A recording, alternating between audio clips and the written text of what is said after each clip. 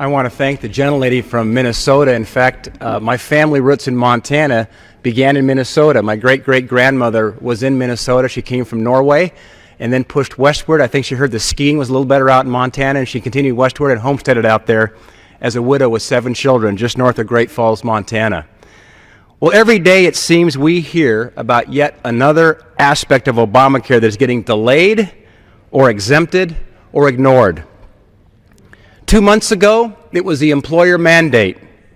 A few weeks later, it was announced that the administration had delayed a significant consumer protection in a law that limits how much people may have to spend on their own health care.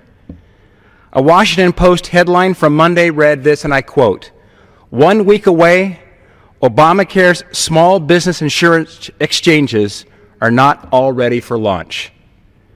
And a recent Politico story summarizes perfectly what a disaster Obamacare has become.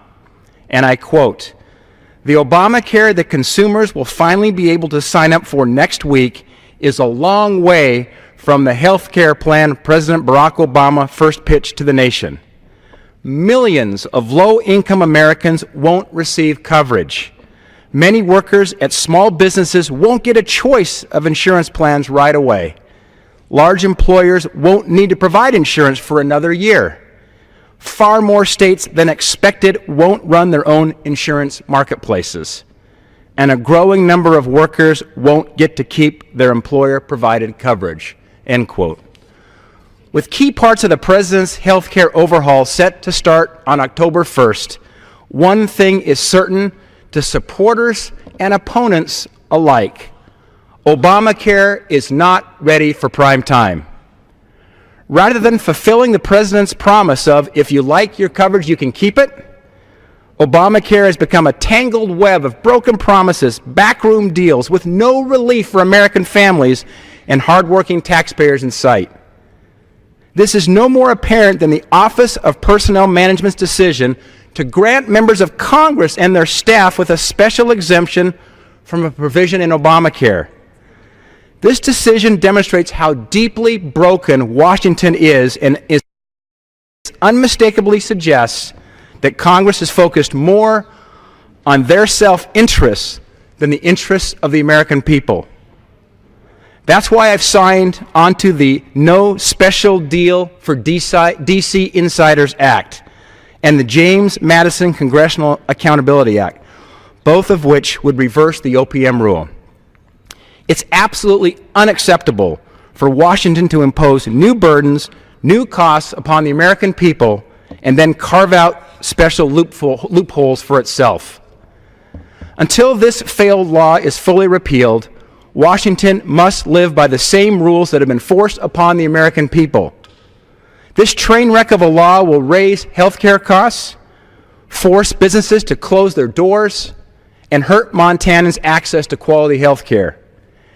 In fact, Obamacare could increase underlying insurance rates by up to 158% for the average 27-year-old Montanan and 149% for 40-year-old Montanans, according to a recent analysis by the U.S. Department of Health and Human Services.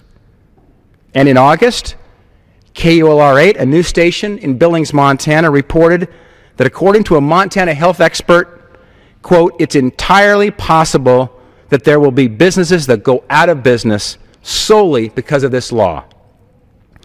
I was in Missoula, Montana this summer, meeting with local business owners who are concerned about how Obamacare will affect not only their businesses, but their employees' benefits and access to affordable care.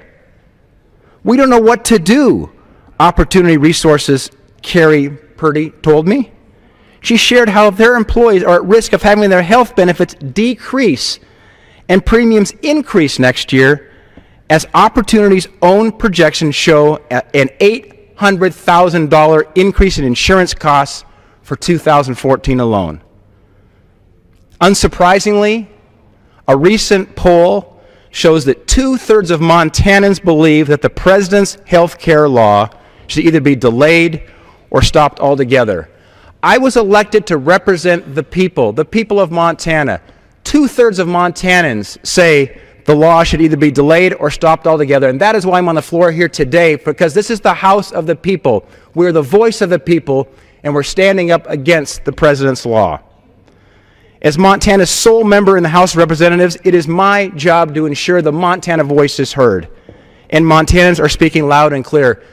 Mr. President, why don't we allow individuals to opt out for the first year? You cut a deal with businesses to push the mandate out for a year. Let the American people opt out if they so choose for their first year. If they like their health care coverage today, let them keep it, as you promised would be the case when you pushed for this law a few years ago. Obamacare is deeply flawed.